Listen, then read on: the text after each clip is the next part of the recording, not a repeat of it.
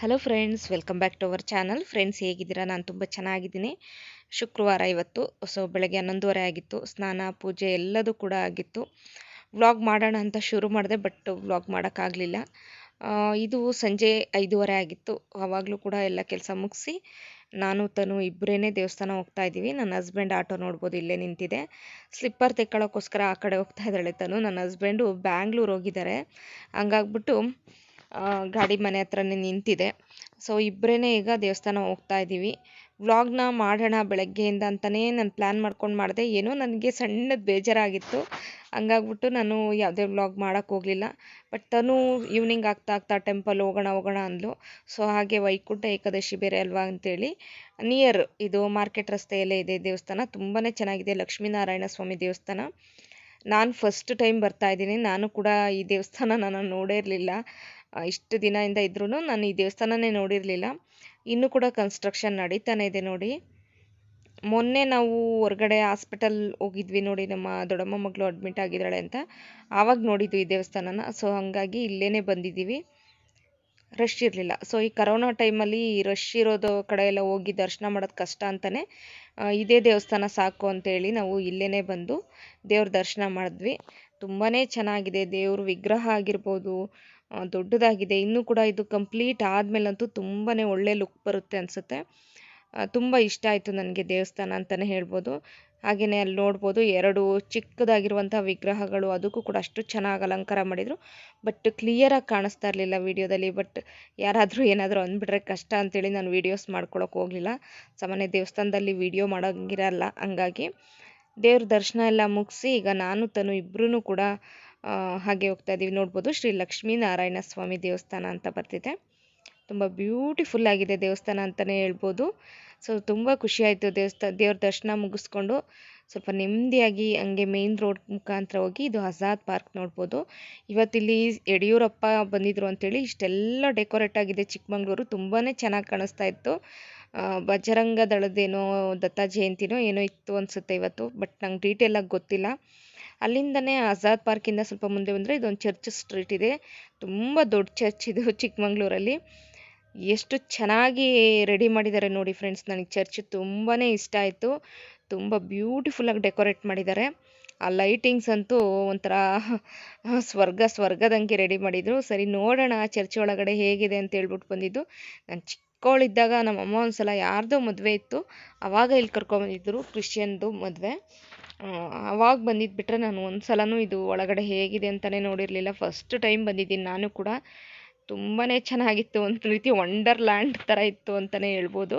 ಅಷ್ಟು ಬ್ಯೂಟಿಫುಲ್ಲಾಗಿ ಡೆಕೋರೇಟ್ ಮಾಡಿ ಅಷ್ಟು ಚೆನ್ನಾಗಿ ಎಲ್ಲದನ್ನೂ ಕೂಡ ಆರ್ಗನೈಸ್ ಮಾಡಿದರು. ತುಂಬ ಬ್ಯೂಟಿಫುಲ್ ಅನ್ನಿಸ್ತು ಫ್ರೆಂಡ್ಸ್. ಚರ್ಚ್ ಒಳಗಡೆ ಆಮೇಲೆ ವಿಡಿಯೋ ಮಾಡ್ಕೊಳ್ಳೋಣ. ಆ ಕಡೆ ಎಲ್ಲ ಒಂದು ರೀತಿ ಪೋಸ್ಟರ್ ಥರ ಹಾಕಿ ಡೆಕೋರೇಟ್ ಮಾಡಿದರು. ಸೊ ಅಲ್ಲಿ ಏನಿದೆ ನೋಡೋಣ ಅಂತ ಈಗ ನಾನು ತನು ಕೂಡ ಹೋಗ್ತಾ ಇದ್ದೀವಿ.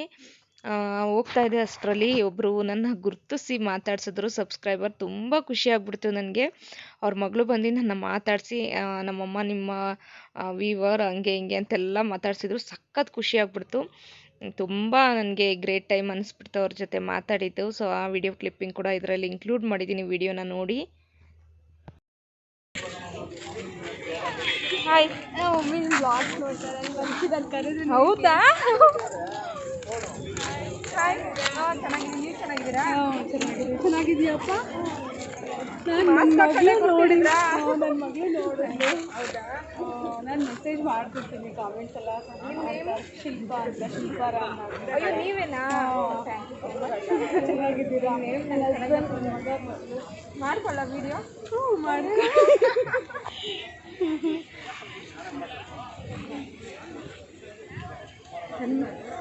ವಿಡಿಯೋ ಹೇಳಿ ಫ್ರೆಂಡ್ಸ್. ನೋಡ್ತಾ ಇದ್ದೀರಲ್ಲ, ಇವರೇ ಆ ಫ್ಯಾಮಿಲಿ. ಇವ್ರ ಹೆಸರು ಶಿಲ್ಪಾ ಅಂತೇಳಿ, ಅವ್ರ ಹಸ್ಬೆಂಡ್ ರಾಮನಾಥ್ ಅಂತ. ಅವರು ನಾಗರಹಳ್ಳಿಯಲ್ಲಿ ಗೌರ್ಮೆಂಟ್ ಸ್ಕೂಲ್ ಮಾಸ್ಟರ್ ಆಗಿದ್ದೀನಿ ಅಂದರು. ಹಾಗೆ ಒಂದು ಸ್ಕೂಲ್ ಕೂಡ ನಡೆಸ್ತಾ ಇದ್ದಾರೆ ಕಳಸಾಪುರದಲ್ಲಿ, SVS ಅಂತ. ಸೊ SVS ಅಂತ ಅನ್ಕೋತೀನಿ. ಹಾಗೆಯೇ ಅವ್ರ ಮಗಳು ನಿತ್ಯ, ಹಾಗೆ ಜಯಂತ್ ಕೂಡ 5th standard, Tanu classmate. But height ನೋಡಿ ಎಷ್ಟು ಹೈಟ್ ಇದ್ದಾನೆ. ತುಂಬ ಖುಷಿ ಆಯಿತು ಅವ್ರ ಫ್ಯಾಮಿಲಿ ಮಾತಾಡಿ. ಒಂದು 10-15 ನಿಮಿಷ ಅವ್ರ ಜೊತೆ ಮಾತಾಡಿದೆ. ನಿಜವಾಗ್ಲೂ ತುಂಬಾ ಖುಷಿ ಅನಿಸ್ಬಿಡ್ತು ಫ್ರೆಂಡ್ಸ್. ನೀವೇನಾದರೂ ಒಂದು ಕೆಲಸ ಮಾಡ್ತಿರ್ತೀರಾ ಅಥವಾ ಏನೋ ನಿಮ್ಮನ್ನು ಒಬ್ಬರು ಗುರ್ತಿಸ್ತಾ ಇದ್ದಾರೆ, ಮಾತಾಡಿಸ್ತಾ ಇದ್ದಾರೆ ಪ್ರೀತಿಯಿಂದ, ನಿಮ್ಮ ಫ್ಯಾಮಿಲಿನ ಇಷ್ಟಪಡ್ತಾ ಇದ್ದಾರೆ ಅಂದರೆ ಎಷ್ಟು ಖುಷಿ ಆಗುತ್ತೆ ಅಲ್ವಾ? ಅಷ್ಟೇ ಖುಷಿ, ಎಕ್ಸೈಟ್ಮೆಂಟ್ ನನಗೂ ಕೂಡ ಆಯಿತು.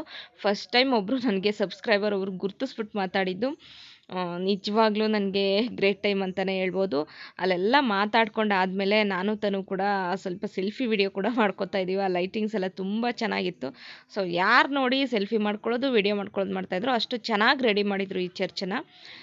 ಇಲ್ಲಿ ಮುಂದೆ ಬಂದರೆ ಸೊ ನೋಡ್ಬೋದು, ಇಲ್ಲಿ ಒಂದು ರೀತಿ ಹಳ್ಳಿ ವಿಲೇಜ್ ಥರ ಸೆಟ್ ಮಾಡಿದರು. ಹಾಗೆ ಏಸು ಯಾವ ರೀತಿ ಹುಟ್ಟಿತು, ಹಾಗೆ ಇಲ್ಲಿ ಕೊಟ್ಟಿಗೆಯಲ್ಲಿ ಹುಟ್ಟಿರೋದು ಕೊಟ್ಟಿಗೆ ಚಿತ್ರ, ಹಾಗೆ ಇಲ್ಲೆಲ್ಲ ಒಂದಷ್ಟು ಹುಲ್ಲುಗಳನ್ನೆಲ್ಲ ಬೆಳೆಸ್ಬಿಟ್ಟು ಒಂದು ರೀತಿ ಲ್ಯಾಂಡ್ ಥರ, ಜಮೀನುಗಳೇನಿರುತ್ತೆ ಆ ಥರ ಎಲ್ಲ ಲ್ಯಾಂಡ್ ಥರ ಮಾಡಿ ತುಂಬ ಚೆನ್ನಾಗಿ ಆರ್ಗನೈಸ್ ಮಾಡಿದರು ಫ್ರೆಂಡ್ಸ್. ತುಂಬಾ ಚೆನ್ನಾಗಿತ್ತು. ಪುಟ್ಟ ಪುಟ್ಟು ಮೇಕೆಗಳು, ಪುಟ್ಟ ಪುಟ್ಟು ರೈತರು, ಹಾಗೆ ಚರ್ಚ್, ಹಾಗೆ ತುಂಬಾ ಬ್ಯೂಟಿಫುಲ್ಲಾಗಿತ್ತು ಅಂತಲೇ ಹೇಳ್ಬೋದಿತ್ತು.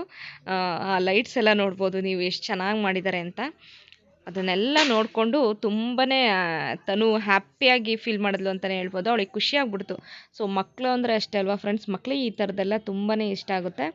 ಸೊ ಯಾರಾದರೂ ನೆಕ್ಸ್ಟ್ ಇಯರು ಚಿಕ್ಕಮಂಗ್ಳೂರಲ್ಲಿದ್ದರೆ ಇದನ್ನು ಹೋಗಿ ತೋರಿಸ್ಕೊಂಬರ್ಬೋದು. ಸೊ ಬರೀ ಕ್ರಿಶ್ಚಿಯನ್ಸೇ ಹೋಗಬೇಕು, ಕ್ರಿಶ್ಚಿಯನ್ನೇ ನೋಡಬೇಕು ಅನ್ನೋದೇನಿಲ್ಲ, ಎಲ್ಲರೂ ಕೂಡ ನೋಡ್ಬೋದು. ನೋಡೋದಕ್ಕೆ ಏನು ಕಾಸು ಕೊಡಬೇಕಾಗಿಲ್ಲ, ಆರಾಮ್ಸೆ ನೋಡಿಕೊಂಡು ಒಂದಷ್ಟು ಹೊತ್ತು ಟೈಮ್ ಸ್ಪೆಂಡ್ ಮಾಡ್ಬೋದು. ಒಳ್ಳೆ ಪ್ಲೇಸ್ ಅಂತಲೇ ಹೇಳ್ಬೋದು. ನೆಕ್ಸ್ಟ್ ಇಯರ್ ಕ್ರಿಸ್ಮಸ್ಗೆ ಟ್ರೈ ಮಾಡಿ. ಈ ಸಲ ಕ್ರಿಸ್ಮಸ್ ಅಂತೂ ಮುಗ್ದೋಯ್ತು. ನಾನೇ ಇದು ಫಸ್ಟ್ ಟೈಮ್ ಬಂದಿರೋದು. ನಾನು ಕೂಡ ಯಾವತ್ತೂ ಈ ಚರ್ಚ್ಗೆ ಬಂದು ಅಂದರೆ ಈ ಥರ ಕ್ರಿಸ್ಮಸ್ ಟೈಮಲ್ಲೆಲ್ಲ ಬಂದಿರಲಿಲ್ಲ. ತುಂಬ ಖುಷಿ ಆಯಿತು ನನಗಂತೂ. ಹಾಗೆ ಮಾತಾಡ್ತಾ ಇದ್ದಾಗ ಸರಿ, thank you so much, bye.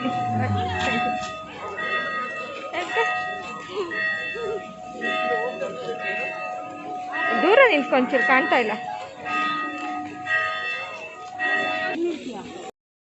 So friends ನೋಡಿದ್ರಲ್ಲ, ಶಿಲ್ಪಾ ರಾಮನಾಥ್ ಅವ್ರ ಮಗಳು ನಿತ್ಯ ತನುಗೆ ಒಂದು ಬಲೂನ್ ಕೂಡ ತಂದುಕೊಟ್ರು. ತುಂಬ ಖುಷಿ ಆಯಿತು ನನಗೆ. ತನು ಬೇಡ ಬೇಡ ಅಂದರು, ಆಮೇಲೆ ಅವರು ಅಷ್ಟು ಪ್ರೀತಿಯಿಂದ ತಂದುಕೊಟ್ಟಿದ್ದಾರೆ ಅಂತೇಳಿ ತನು ಕೂಡ ಇಸ್ಕೊಂಡು. ನಂಗೆ ತುಂಬಾ ಖುಷಿ ಆಯಿತು ಅವ್ರನ್ನ ಮೀಟ್ ಮಾಡಿದ್ದು.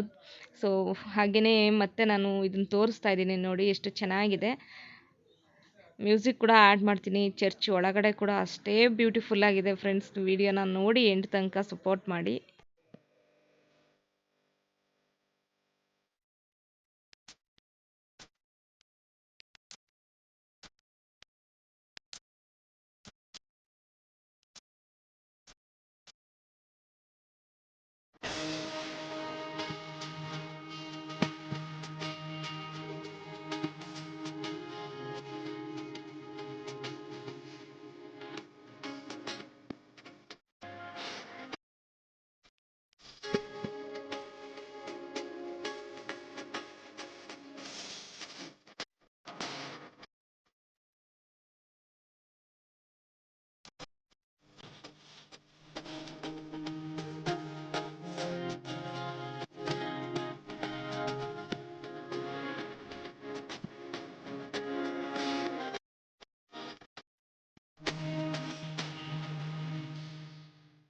ಸೊ ಫ್ರೆಂಡ್ಸ್ ನೋಡ್ತಾ ಇದ್ದೀರಲ್ಲ, ಒಂದು ರೀತಿ ಸ್ಟೋನ್ ಬಿಲ್ಡಿಂಗ್ ಥರ ಇದೆ ಇದು ನೋಡಿ. ಸ್ಟೋನಲ್ಲಿ ಕಟ್ಟಿರೋದು, ಇಗ್ಲೋ ಶೇಪಲ್ಲಿದೆ. ತುಂಬಾ ಚೆನ್ನಾಗಿದೆ ಇದು ಕೂಡ. ಅಲ್ಲಿ ತುಂಬ ಜನ ಫೋಟೋಸ್ ಕೂಡ ತೆಕ್ಕೋತಾ ಇದ್ರು. ಹಾಗೆ ನಮ್ಮ ಆಂಟಿ ಮಗಳು ಹೇಮ ಕೂಡ ಅಲ್ಲಿ ಸಿಕ್ಕಿದ್ಲು, ನೋಡ್ಬೋದು. ಅವಳನ್ನೂ ಕೂಡ ಅಲ್ಲಿ ಅನ್ಎಕ್ಸ್ಪೆಕ್ಟೆಡ್ ಆಗಿ ಮೀಟ್ ಮಾಡಿದ್ವಿ. ಮೀಟ್ ಮಾಡಿ ಅವಳ ಕೈಯಲ್ಲಿ ಸ್ವಲ್ಪ ಹೊತ್ತು ಮಾತಾಡಿ ಆಮೇಲೆ ನಾವು ಚರ್ಚ್ ಒಳಗಡೆ ಹೋದ್ವಿ. ಸೊ ನೋಡ್ತಾ ಇದ್ದೀರಲ್ಲ, ಚರ್ಚ್ ಎಷ್ಟು ಚೆನ್ನಾಗಿದೆ. ತುಂಬಾ ಪ್ರಶಾಂತವಾಗಿ ದೊಡ್ಡದಾಗಿದೆ. ಹಾಗೆ ಆ ಲೈಟ್ ಅರೇಂಜ್ಮೆಂಟ್ ಅಂತೂ ತುಂಬಾ ಚೆನ್ನಾಗಿ ಮಾಡಿದರು. ಹಾಗೆ ಅಲ್ಲಿ ಮ್ಯೂಸಿಕ್ ಕೂಡ ಬರ್ತಾಯಿತ್ತು, ಅದು ಪ್ರೇಯರ್ ಥರ, ಅದು ಕೂಡ ಚೆನ್ನಾಗಿತ್ತು. ನೋಡ್ಬೋದು ಎಷ್ಟು ಚೆನ್ನಾಗಿ ಆ ಸ್ಟಾರ್ ಲೈಟ್ಸ್ ಏನಿದೆ ನೋಡಿ, ಎಷ್ಟು ಚೆನ್ನಾಗಿ ಕಾಣಿಸ್ತಾ ಇದೆ. ಹಾಗೆ ಪ್ರೇಯರ್ ಮಾಡಲಿಕ್ಕೂ ಕೂಡ ತುಂಬ ದೊಡ್ಡದಾದ ಹಾಲ್ ಅಂತಲೇ ಹೇಳ್ಬೋದು.